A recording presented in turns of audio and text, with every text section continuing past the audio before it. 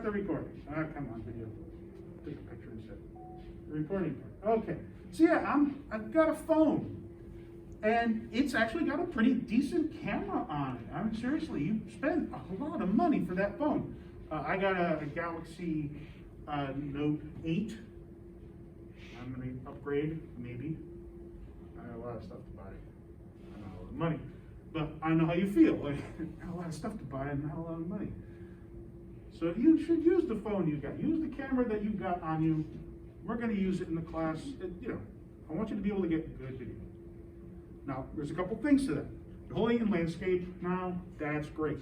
Because let's face it, doesn't matter what larger media platform you use, or if you use this in an academic setting, or if you're using it in like an internship at a PT clinic, and you're helping out somebody who's rehabilitating, you want to be able to display this on a computer screen. Or you're going to put it onto a web service like YouTube, where you'll have space to watch it and then usually some kind of commenting area, right? And landscape is for that. When it comes down to it, your eyeballs see in landscape, right? Because we see it like an oval, like this. We don't see like this. We don't see in TikTok. That's portrait view. TikTok's great for portrait view. 12-second video, okay. But this is for like actual use. This is not just a joke. So we get it in landscape. Good. Phone costs $1,000. I know I bought it. I'm going to hold it with both hands here. I suggest you do the same thing. You got that phone. It's costing you a bundle. And don't do this thing. Do this thing. Right? You get it with both hands. But also, this steadies it. Because let's face it, you're a dynamic system. I'm very dynamic. I'm very animated up here. And I'm moving around on purpose to make you have to move your camera to keep me in there, right? But if you hold it with one hand, you're doing this. There's just all this shake. When you breathe in, you go up, and you breathe out. Getting two hands on it really helps you to steady it. Really helps that. But then the next step you need to do is go elbows in. Bring those elbows in. This is the same technique you're going to use working with a digital camcorder, right?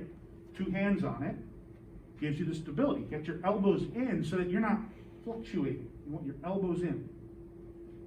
Okay, so now I've got a much better, much smoother apparatus going on right here. I'm able to record some video. I'm able to point it at my subjects. I got to keep them in there. I got my elbows in, right? I'm going to turn on my core. Because if I turn my arms, it's going to bounce. It's going to tilt. I don't want tilt. I don't want the people who are watching the video to get sick. Unless that's actually your goal. But you don't like watching videos where it's all makes you all barf. You want to hold it with both hands. You want to get those elbows in. You want to turn with your core. More muscles, long, smooth muscles, like your core muscles, allow you to make nice, smooth movements with your camera. It's important. All right, so I'm turning with my core. Turning with my core. Now, if you can see on my screen, I set the grid lines on. You see that? You can too. It's in the camera's operating functions, the settings. Right, there's those little grid lines. There's usually, this is a 9 square, I think there's a 16 square as well. You want to turn that on. It's not going to show up on the recording. That's for your eyes. That allows you to keep things in that center 75%, the middle 75% of a screen, of your camera's iris. This is true for all cameras, whether it be like a digital camcorder, your phone, or like a really nice fancy schmancy, like, multiplex camera with the, still